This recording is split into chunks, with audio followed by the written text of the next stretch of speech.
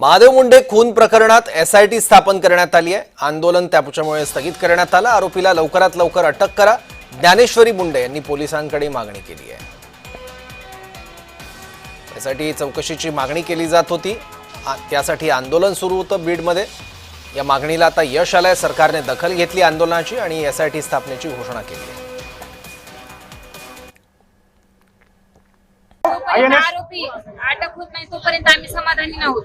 हे तात्पुरतं आम्ही आंदोलन स्थगित केलं आहे। एसपी सरांनी आता जे आश्वासन दिलं की आपण एसआयटी स्थापन करू आणि आरोपींना तत्काळ अटक करू, यावर हे आंदोलन स्थगित केलं आहे। पण आरोपी जोपर्यंत गजाआड जात नाहीत तोपर्यंत मी समाधानकारक नाही आहे, कारण माझ्या पतीची खूप निर्गुणपणे ह्यांनी हत्या केलेली आहे।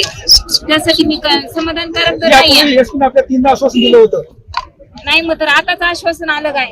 त्यावेळेस अलग होतं, आता पूर्ण माझ्या सोबत महाराष्ट्र आहे।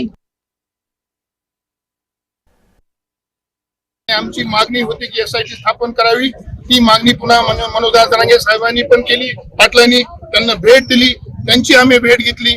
मुख्यमंत्र्यांनी एसआयटी स्थापन केली, त्याबद्दल मी त्यांचं अभिनंदन करतो। पण आता जे एसआयटी मध्ये 2 अधिकारी परिवाराच्या म्हणण्यावर घेण्याची मागणी आता आम्ही एसपीला बोलून दाखवली, त्यांना मान्य केलेली आहे आणि मुख्यमंत्र्यांची साहेबांची लवकरच भेट होईल।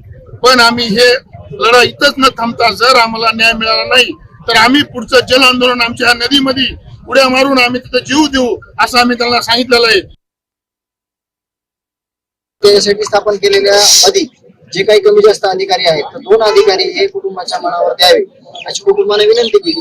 त्याप्रमाणे त्यांना लेखी स्वरूपामध्ये एसपी ऑफिसला येऊन ते कोण अधिकारी घ्यायचे नवीन त्या संदर्भात त्यांनी सूचना दिल्या आणि आरोपी त्या माध्यमातून तपास माध्यमातून लवकरात लवकर कसे अटक होतील असं कुटुंबाला आणि जे प्रतिनिधी आहेत तिथले त्या प्रतिनिधीला एसपी साहेबांनी आता सांगितलं आहे।